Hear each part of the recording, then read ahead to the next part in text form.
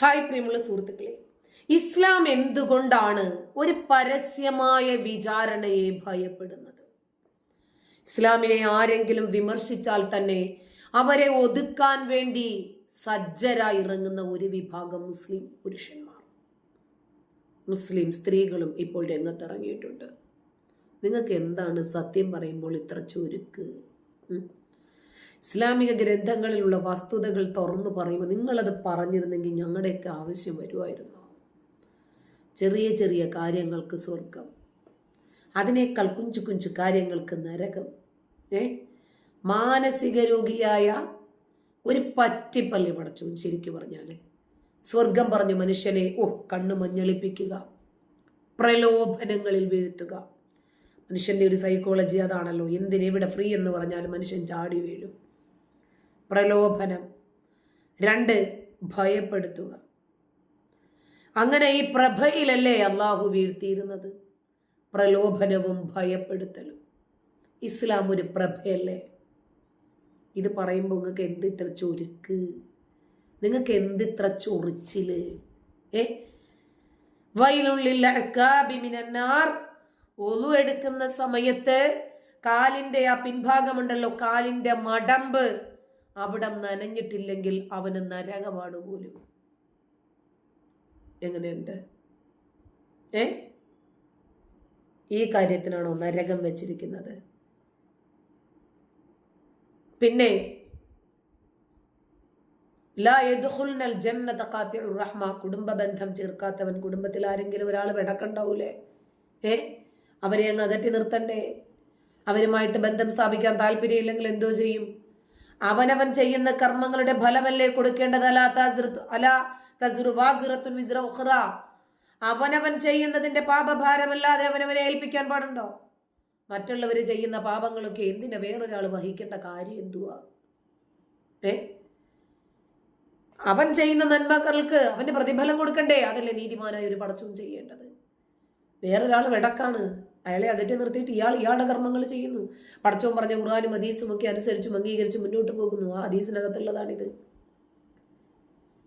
ഇങ്ങനെ ചെറിയ ചെറിയ കാര്യങ്ങൾക്ക്, പൂച്ചയ്ക്ക് വെള്ളം കൊടുത്താൽ സ്വർഗം.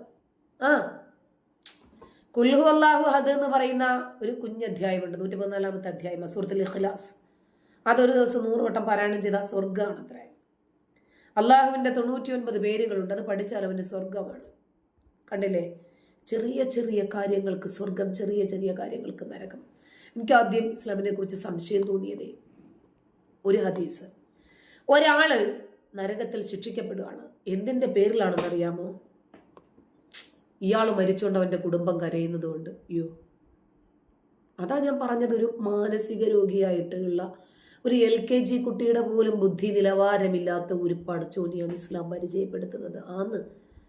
നമുക്ക് വേണ്ടപ്പെട്ട ഒരാള്, കുടുംബത്തിൽ നിന്നുള്ള ഒരാള്, അയാൾ മരണപ്പെട്ടു പോയി കഴിഞ്ഞാൽ പിന്നെ എന്തോ ഈ ആർപ്പ് വിളിച്ച് ചിരിച്ച് ഒപ്പന കളിക്കുവോ നിങ്ങളൊക്കെ? നബി പോലും ആർത്ത് കരഞ്ഞിട്ടുണ്ട്. നബിയുടെ മകളുടെ കുട്ടിയും ഒക്കെ മരിച്ച സമയത്ത്, ചെറുകുട്ടി മരിച്ച സമയത്ത് കരയാതെ പിന്നെ എന്തോ ചെയ്യും? മനുഷ്യന്റെ വികാരം ആ രൂപത്തിൽ തന്നെയാണ് പുറത്തു വരുന്നത്. അപ്പോ അയാൾ മരിച്ചു, അയാളുടെ ഡ്യൂട്ടി തീർന്നു. അതിന്റെ പേരിൽ ആ കുടുംബം കരഞ്ഞാല് ഇയാൾക്ക് നരകമാണ് അത്രേ. സ്വഹീഹ് മുസ്ലിം റിപ്പോർട്ട് ചെയ്യുന്ന 927-ാമത്തെ ഹദീസാണത്. ഇനി ആരെങ്കിലും കരഞ്ഞാല് അവന്റെ വായിക്കകത്ത് മണ്ണ് വാരിയിട്ട് കൊടുക്കാൻ. ഇതെന്തോ പടച്ചോനാ? കുടുംബത്തിലെ വേണ്ടപ്പെട്ട ആളുകൾ മരിച്ചാൽ ഉടനെ എന്ത് ചെയ്യണം? ചെണ്ട കൊട്ടി പാട്ട് പാടി ഡാൻസ് ചെയ്യണോ? തമിഴ്നാട്ടിലെ ഒരു ഗോത്രവിഭാഗം ചെയ്യുന്നത് പോലെ. തമിഴ്നാട്ടിൽ ഇങ്ങനെ തന്നെ ഹദീസ് നടപ്പാക്കുന്നുണ്ട്. ഒരാൾ മരിച്ചു കഴിഞ്ഞാൽ ആഘോഷങ്ങളുടെ പെരുമഴയാ. തീർന്നില്ല, ശവക്കുഴിയിൽ വിലപിക്കുന്നത് കൊണ്ട് മരിച്ചവര് ശിക്ഷിക്കപ്പെടുവെന്ന്. എന്തു പഠിച്ചവനാണിത്? നമ്മുടെ വേണ്ടപ്പെട്ട ആളുകൾ നമുക്ക് എന്നേക്കുമായിട്ട് ആ ഒരു വ്യക്തിയെ നഷ്ടപ്പെടുന്നു. അയാളുമായിട്ട് ഇടകലർന്ന ഓർമ്മകൾ, അയാൾ നമ്മളോട് എങ്ങനെയായിരുന്നു ജീവിച്ചിരുന്ന സമയത്തുണ്ടായിരുന്നത്, അതൊക്കെ ഓർമ്മ വന്നിട്ട് ഇനി ഒരിക്കലും അതേപോലെയുള്ള സുന്ദരമായ നിമിഷങ്ങൾ ഉണ്ടാകില്ല എന്ന് മനസ്സിലാകുമ്പോൾ സ്വാഭാവികമല്ലേ മനുഷ്യന്റെ വേദനകൾ? അതവൻ പ്രകടിപ്പിക്കാതെ പിന്നെ എന്തോ ചെയ്യണം?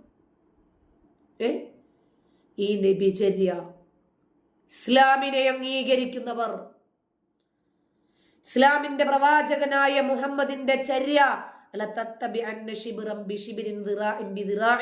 മുഴത്തിന് മുഴമായും ചാണിന് ചാണായും പിൻപറ്റണം എന്ന് ആഗ്രഹിക്കുന്നവർ എങ്ങനെ ഇതിനെ കാണുന്നു എന്ന് പറഞ്ഞു തരുമോ?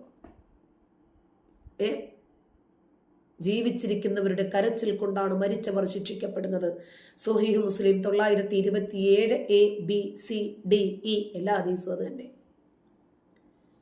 അല്ല, ഓരോ മനുഷ്യനും അവനവന്റെ പാപഭാരമല്ലാതെ മറ്റൊരാളുടെ പാപഭാരം ഏറ്റെടുക്കില്ല എന്ന് ഖുർആൻ വചനം ഇവിടെ കാറ്റിൽ പറന്നില്ലേ? വൈലുല്ലിൽ അഅ്ഖാബി മിനന്നാർ, കാലിലെ മടമ്പുകൾക്ക് നരകത്തിൽ നാശം സംഭവിക്കും. ഒന്നും എടുത്തിട്ട് നനഞ്ഞിട്ടില്ലെങ്കിലേ. ഇനി വസ്ത്രം കുറച്ചും കൂടി കണങ്കാലിലേക്ക് താഴ്ത്തിയിട്ടാൽ അവൻ നരകത്തിൽ. ഇത് എന്തു പടച്ചോനാണ് പടച്ചോനെ? നരകം എന്തിന്റെ പേരിലാണ് കൊടുക്കേണ്ടത്, സ്വർഗം എന്തിന്റെ പേരിലാണ് കൊടുക്കേണ്ടതെന്ന് യാതൊരു ഐഡിയയും ഇല്ല. കൊരങ്ങന്റെ കയ്യിൽ പൂമാല കിട്ടിയതുപോലെയാണ് ഈ പടച്ചോന്റെ കയ്യിൽ കിട്ടിയിരിക്കുന്ന സ്വർഗം. ആന്ന് നസായി റിപ്പോർട്ട് ചെയ്യുന്ന 5330 ഹദീസ്, 5332 ഹദീസ്, മിഷ്കാത്തുൽ മസാബിൻ 4314 ഹദീസ്, വസ്ത്രം വലിച്ചെഴിച്ചാൽ അവന് നരകമാണെന്ന്. ഇത് സൈക്കോ ആണോ? സ്വർഗം നൽകാനും നരകം നൽകാനും ഒന്നും ഒരു കാരണവുമില്ല. പിന്നെയും ഇല്ല, മുഹമ്മദ് അവനെ വിളിച്ചു പറഞ്ഞു, എന്തിനാ മമ്മദണ്ണൻ എന്തിനാ കരയുന്നല്ലടാ എൻ്റെ പഠിച്ചോൻ്റെ എൻ്റെ ഒരാൾ കരഞ്ഞോണ്ടിരിക്കുക. അപ്പൊ മുഹമ്മദ് വന്നിട്ട് ചോദിക്കുകയാണ്, എന്തിനാ കരയുന്നത്? എൻ്റെ വാപ്പ മുസ്ലിം അല്ലാത്തതുകൊണ്ട് നരകത്തിലാണ് നബിയേ. അപ്പൊ നബി പറയണം, വിഷമിക്കണ്ട, എൻ്റെ വാപ്പ ഈ നരകത്തിലാണ്. അവരെന്ത് തെറ്റ് ചെയ്തിട്ട് നരകത്തിൽ പോകുന്നത്? അള്ളാഹുവിനെ വിശ്വസിക്കാത്തത് കൊണ്ട്, മുസ്ലിം അല്ലാത്തത് കൊണ്ട്. അവരെ മുസ്ലിം ആക്കാത്തതാരാ? പടച്ചോൻ. അദ്ദേഹം പറഞ്ഞ പരസ്പര വിരുദ്ധമാണ് ഇതിന്റെ ആശയങ്ങളെല്ലാം. അവരെ കാഫിറുകളായ മാതാപിതാക്കളുടെ മക്കളായി ജനിപ്പിച്ചതും അതേ സാഹചര്യത്തിൽ തന്നെ ജീവിതം ക്രമപ്പെടുത്തിയതും പടച്ചോൻ അറിയാതെയാണ് എന്ന് വിശ്വാസികൾ അംഗീകരിക്കുമോ? സ്വഹീഹ് മുസ്ലിം റിപ്പോർട്ട് ചെയ്യുന്ന 203 ഹദീസാണത്. നബിയുടെ വാപ്പയും നരകത്തിലാണ്. ആ കരഞ്ഞുകൊണ്ടിരുന്നവന്റെ വാപ്പയും നരകത്തിലാണ്. അവനെ സമാധാനിപ്പിക്കുവാണ് നബി പോയിട്ട്, എൻ്റെ വാപ്പയും നരകത്തിലുണ്ടോ? കറണ്ട് പോകുമ്പോൾ നമ്മൾ പറയില്ലേ, അപ്പുറത്തും കറണ്ടില്ലടാ, കറണ്ട് പോയി കഴിഞ്ഞാൽ ഉടനെ അപ്പുറത്തെ വീട്ടിൽ നോക്കുക, അപ്പുറത്തെ വീട്ടിൽ കറണ്ട് ഉണ്ടാ ഇല്ല. നമുക്ക് എന്തെങ്കിലും രൂപത്തിലൊരു അബദ്ധം പറ്റിക്കഴിഞ്ഞാൽ മറ്റവനും കൂടെ പറ്റിയെന്ന് കാണുമ്പോഴാണ് ആകെ ഒരു സമാധാനം. അങ്ങനെയുള്ള ആളുകളുണ്ട്. അപ്പോ കുടുംബബന്ധം ചേർത്താലോ സ്വർഗം. ഇനി ആ കുടുംബബന്ധം ചേർക്കാൻ സാധിച്ചിട്ടില്ലെങ്കിലോ നരകം. ഇനിയിപ്പോ മാതാപിതാക്കള് അമുസ്ലിങ്ങളാണ്, അവരെ അങ്ങ് വിട്ടേക്കണം കേട്ടോ, അവര് കുടുംബമല്ല. അവിടെ എന്താണ് മാനദണ്ഡം? വിശ്വാസമാണ് മാനദണ്ഡം, കുടുംബ ബന്ധമല്ല. ഖുർആൻ മൊത്തം കാണാതെ പഠിച്ചാൽ അയാൾക്കും സ്വർഗം, അയാൾക്ക് കുറച്ച് ആളുകളെ റെക്കമെൻഡ് ചെയ്ത് സ്വർഗത്തിലേക്ക് എത്തിക്കാനും പറ്റും. എൻ്റെ പൊന്നാര പടപ്പുകളെ, ഇതൊക്കെ വിശ്വസിക്കാൻ നിങ്ങൾക്ക് പറ്റുന്നുണ്ടല്ലേ? സ്വർഗവും നരകവും ഒക്കെ നമ്മൾ നമ്മുടെ ഈ കാലത്തെ ജീവിതത്തിൽ ഉണ്ടാക്കിയെടുക്കുന്നതാണ്. നമ്മുടെ ജീവിതം സ്വർഗമാകണോ നരകതുല്യമാകണോ എന്ന് തീരുമാനിക്കേണ്ടത് ഞാനും നിങ്ങളുമാണ്. ഈ സ്വർഗതുല്യമായ സന്തോഷകരമായ ജീവിതം കയ്യിൽ കിട്ടിയിട്ട് ഇത് നരകമാക്കി മാറ്റാൻ വേണ്ടിയിട്ട് വെമ്പൽ കൊണ്ട് നടക്കുന്ന ആളുകളോട് എന്തോ പറയാനാ? സത്യം പറയാലോ, മതം വിട്ടതിന് ശേഷം ഞാൻ സന്തുഷ്ടയാണ്. എനിക്ക് നരകത്തെക്കുറിച്ച് ഭയമില്ല. പടച്ചോൻ പരലോകം, സ്വർഗം, നരകം, വിചാരണ, അതുവരെ സമാധാനം ഉണ്ടായിരുന്നില്ല. ഇന്ന് വളരെ സന്തുഷ്ടമായി സന്തോഷത്തോടെ മക്കളും ഭർത്താവും ഒത്ത് സുഖസുന്ദരമായിട്ട് ജീവിക്കുന്നു. ഒരു എന്നെ അലട്ടുന്ന ഒരു പ്രയാസങ്ങളുമില്ല, പ്രശ്നങ്ങളുമില്ല. എന്നെ വേദനിപ്പിക്കുന്ന കാര്യങ്ങൾ ഓർത്ത് ഞാൻ അങ്ങനെ ഒരുപാട് സമയം ഇൻവെസ്റ്റ് ചെയ്യാറില്ല. ഒറ്റത്തവണ ശരി വിട്ടു. പിന്നീട് അത് മനസ്സിലേക്ക് കൊണ്ടു നടന്ന പാപഭാരത്താൽ അങ്ങനെ ഉഴറി ജീവിക്കാൻ ഒന്നാമത്തെ കാര്യം എനിക്ക് സമയവുമില്ല.